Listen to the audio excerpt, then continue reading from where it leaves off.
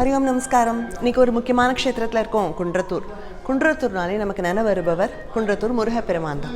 இங்கே ராகுஸ்தலமும் உண்டு. சென்னைக்கு பக்கத்தில் உள்ள நவகிரக க்ஷேத்திரங்களில் ராகுஸ்தலம், நாகேஸ்வரர் கோயில் இங்கே தான் இருக்குது. இதெல்லாம் தாண்டி பெரிய புராணம் எழுதின சேக்கிழார் பெருமான் வாழ்ந்த இடம் எங்கே? அவர் வாழ்ந்த இடத்துலேயே சேக்கிழார் பெருமானுக்கு ஒரு கோவில் கட்டியிருக்கா. இவரோட இயற்பெயர் அருள்மொழி தேவன். தொண்டை மண்டல வெள்ளாள முதலியார்களில் சேக்கிழார், ஆலங்கிழார், நாமங்கிழார், பாசர்கிழார் போன்ற உட்பிரிவுகள் உண்டு. அதுல சேக்கிழார் உட்பிரிவை சேர்ந்த இவருக்கு அந்த பெயரே நிலைச்சுடுத்து.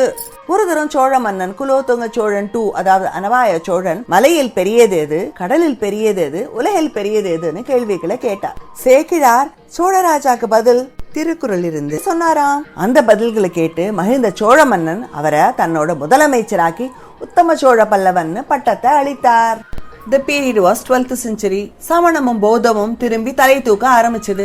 மன்னன் சைவ நெறியில இருந்தாலும் இளவயது. He was attracted towards the stories of ஜீவக Chintamani which contain erotic stories. ராஜா இதிலே லயிச்சுட்டு இருந்தா நாட்டுக்கு நல்லது இல்லையே அப்படின்னு சேக்கிழார் பெருமான் வருந்தினார். ராஜா மனசு மாறி தடம் மாறினா மக்களுக்கு கஷ்டமே.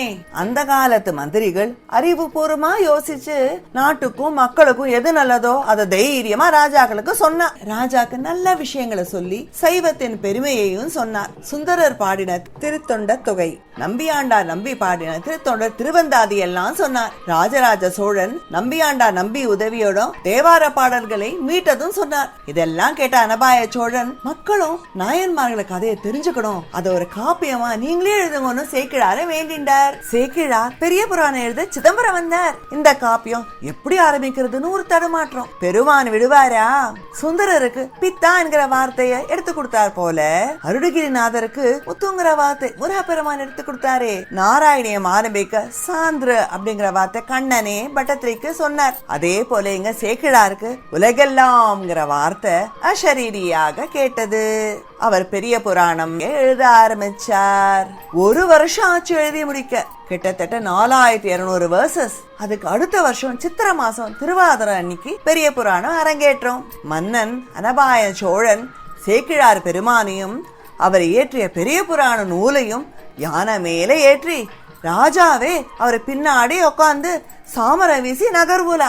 திருத்தொண்டர் புராணம் எனும் பெரிய புராண நூலை 11 திருமுறைகளோடு 12ஆம் திருமுறையாக சேர்த்து பெருமைப்படுத்தினார். இவ்வளவு சிறப்பான காப்பியம் செய்ததால சேக்கிழார் பெருமான தெய்வ சேக்கிழார்னு சொல்றோம். இன்றைய சேக்கிழார் சரித்தம் 100வது எபிசோட். இவரை பத்தி பார்த்த அப்புறம் பக்தி நெறி ஓட்டும் 63 நாயன்மார்களை பத்தி அடுத்தடுத்த எபிசோட்ஸ் சொல்லலான் இருக்கேன். அவரே அருள் புரியட்டும். ஜெய் சீதாராம்.